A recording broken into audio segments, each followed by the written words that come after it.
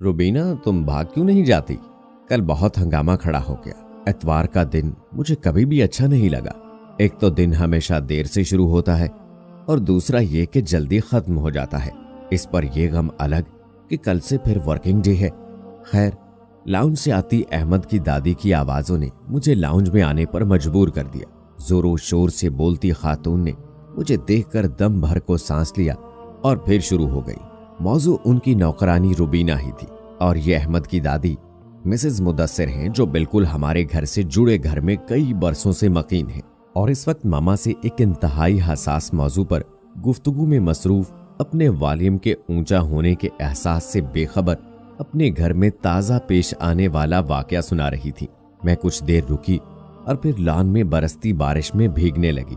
कल सारा ही दिन बादल बरसे हैं, हर चीज जल थल हो गई, मेरी आंखों समेत। दुनिया में इतने दुख हैं कि अपने छोटे छोटे गमों पर शर्मिंदगी होती है। खैर, ब्रंच में मामा से सारी रुदाद मालूम हुई। शाम से रात और रात से सुबह हो गई है, मगर बार बार जहन रुबीना की तरफ भटक जाता है। जब हम 2002 में इस घर में शिफ्ट हुए तो मुदस्सिर मिर्जा साहब यहाँ पहले से ही मौजूद थे। ये पिंडी भटिया से ताल्लुक रखते हैं और पुराने इंपोर्ट एक्सपोर्ट के बिजनेसमैन हैं। उनकी 3 बेटियां और 3 ही बेटे हैं, जिनमें से आखिरी बेटी की शादी पिछले साल, जबकि छोटे बेटे उमर की मंगनी इस मई में हुई है। अब अक्टूबर में उसकी शादी है। उनकी आखिरी बेटी जुनैबिया तकरीबन मेरी हम उम्र थी, जबकि उमर मेरे छोटे भाई का हम उम्र है।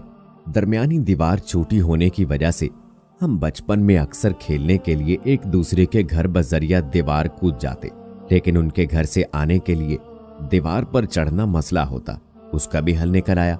उनके घर एक फैसलाबाद की लड़की काम के लिए थी। अब जुनैबिया या उमर ने हमारी तरफ आना होता या फिर मैंने और असदी ने अपने घर लौटना होता। रुबीना लॉन की दरमियानी दीवार के साथ औंधी हो जाती, हम सब उसकी कमर पर चढ़कर कूद आते। हमारी तरफ अलबत्ता दीवार के साथ लकड़ी का डरबा रखा होता, इसलिए मुश्किल ना होती। गर्मियों की छुट्टियों में रुबीना बेचारी की कमर पर कई बार जुल्म होता, मगर हम सब उसकी तकलीफ, इसके करब से कल भी ना आशना थे और आज भी। वो हमसे 4-5 साल ही बड़ी थी, सूखी पतली सी, और हम हट्टे कट्टे गोल गुथन्ने से उसकी कमर की हड्डी को कुचलते हुए बड़े होते गए और हमारी दिलचस्पी के असबाब भी बदलते गए। अब हम एक दूसरे की बर्थडे पार्टियों पर ही जाते। दरमियान के 18 सालों में बिल तरतीब मुदस्सिर साहब की 3 बेटियां और 2 बेटों की शादी हो गई और उमर को भी एक लड़की पसंद आ गई, जिससे उसकी बाकायदा मंगनी कर दी गई।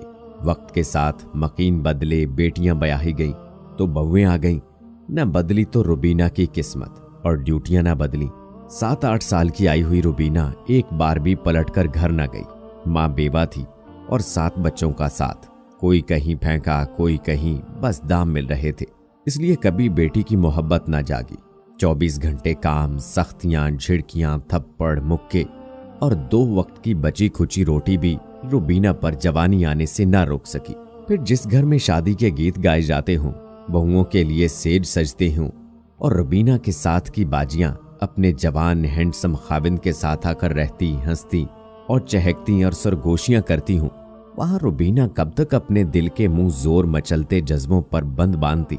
चूंकि मिसेज मुदस्सिर कानों की कच्ची हैं और जुबान की तेज, इसलिए मुख्तलिफ वक्त में मुख्तलिफ आवाजें हमारे कानों में भी पड़ी। एक बार रुबीना को बहुत मार पड़ी। वो मुदस्सिर साहब के मंझले बेटे की कमीज को सीने से लगाकर सोई हुई थी। इससे पहले भी वॉशरूम धोते हुए वो कमीज को चूमती हुई और कमीज की खुशबू सूंघते हुए पकड़ी गई थी। अब अली के बारे में इल्म नहीं कि वो रुबीना की इस दीवानगी को महसूस करता था या नहीं, मगर रुबीना को इस जुर्म की बहुत सजा मिली।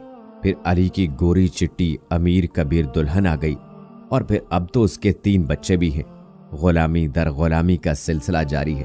फिर एक बार हमारे एक ड्राइवर के साथ भी रुबीना की दिल लगी चल निकली। हमें तो उस दिन पता चला जब छोटी ईद पर जुल्फकार ने चूड़ियां और परांदा रुबीना की तरफ उछाला और छन की आवाज मुदस्सिर साहब की बेगम के कान में चली गई।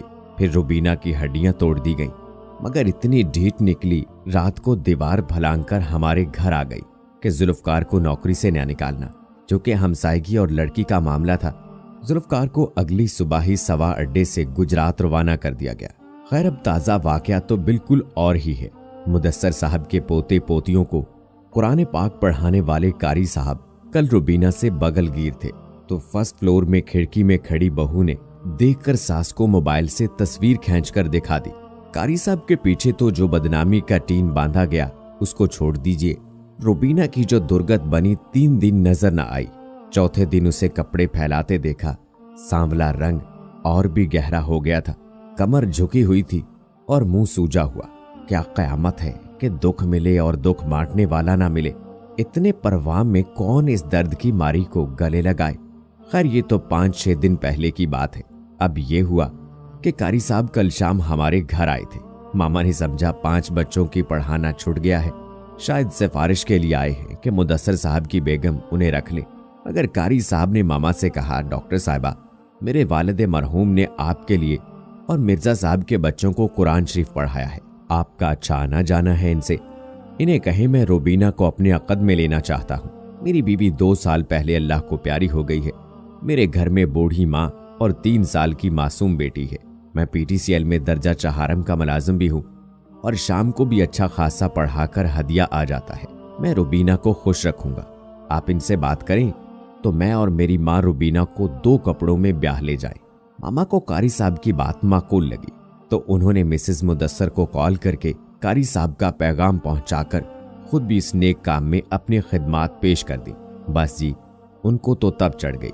फोन पर तसल्ली नहीं हुई तो घर आ गई और रुबीना की किरदार कुशी और बेहयाई की एक एक दास्तान दोहरा डाली और साफ इनकार कर गई।